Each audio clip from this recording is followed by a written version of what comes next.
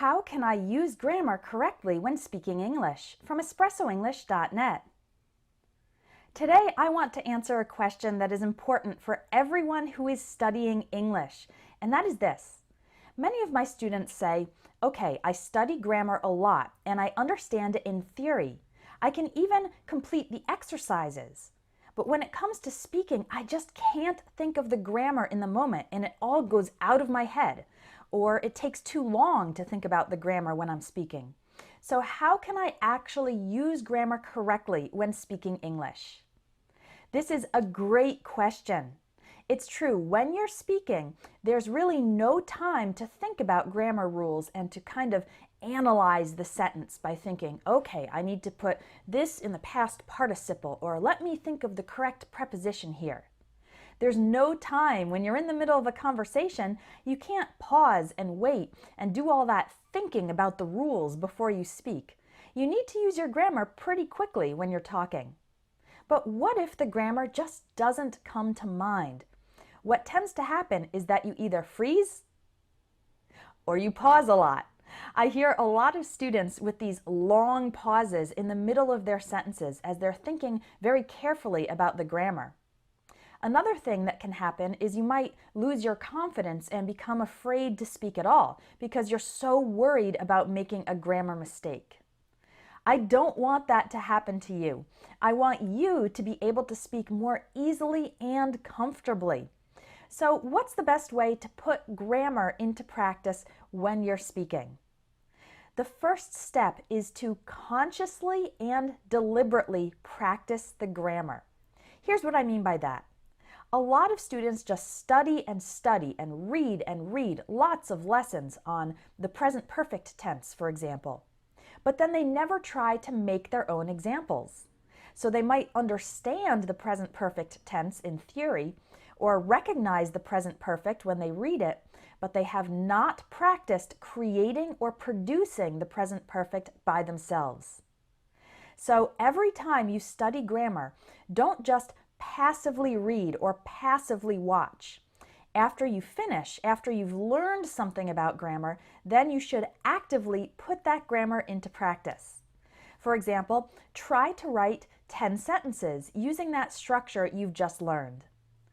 I did this when I learned my second language, which is Portuguese. Portuguese has a lot of irregular verbs, and they were hard to remember. So what I did is I took each verb and I wrote it on the top of a page in my notebook. And then I just created lots of sentences, each one trying to use that verb in a different way over and over. This type of active practice helped me remember the forms of those irregular verbs much better because I was actually using them myself. When I went through English teacher training, we would have our students do this frequently. We had something called structured practice, where we'd ask our students to create their own sentences using the grammar from the lesson. Then later, we'd have free speaking practice. And when the students had used the grammar deliberately in the structured practice, then those grammar structures or rules or verb tenses would come to their minds much more easily during the spontaneous speaking. The structured practice creates a pattern in your mind so that then the grammar will come naturally when you're talking. Think about your native language. In your native language, you don't have to think about the grammar rules, you just know them. And that's because of all the practice you've had over the years. Not only hearing other people use the grammar of your native language, but also using it yourself and getting corrected on it as a child. You have years and years of that experience and practice in your native language, and that's why you don't even have to think about grammar rules. The same thing is possible for you in English.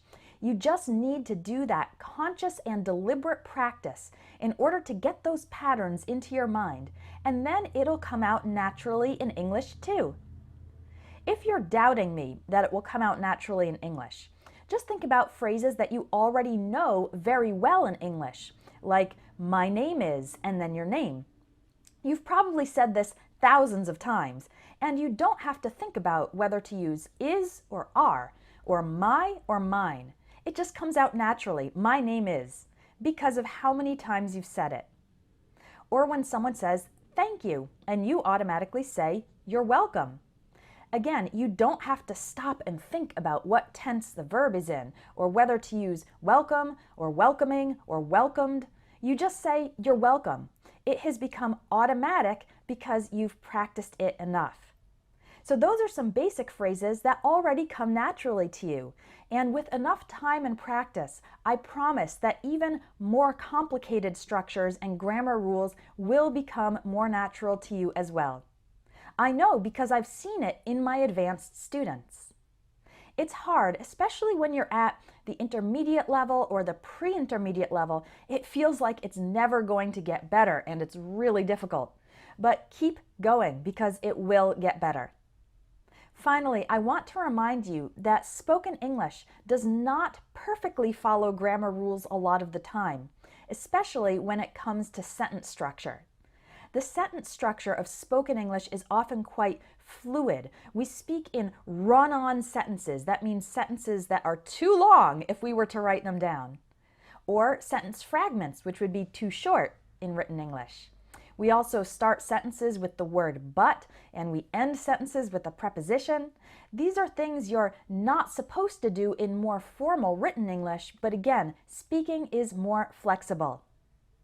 A lot of students put pressure on themselves to make their spoken English grammatically perfect, and it doesn't necessarily have to be perfect. The goal of spoken English is to communicate, and you can communicate successfully even if it's not perfect to the last detail. So don't let that obsession with making your grammar perfect stop you from speaking. You should just speak. If there's a misunderstanding, then try to clarify it and try to find out from the other person what the correct phrase is, but do not let it stop you from speaking.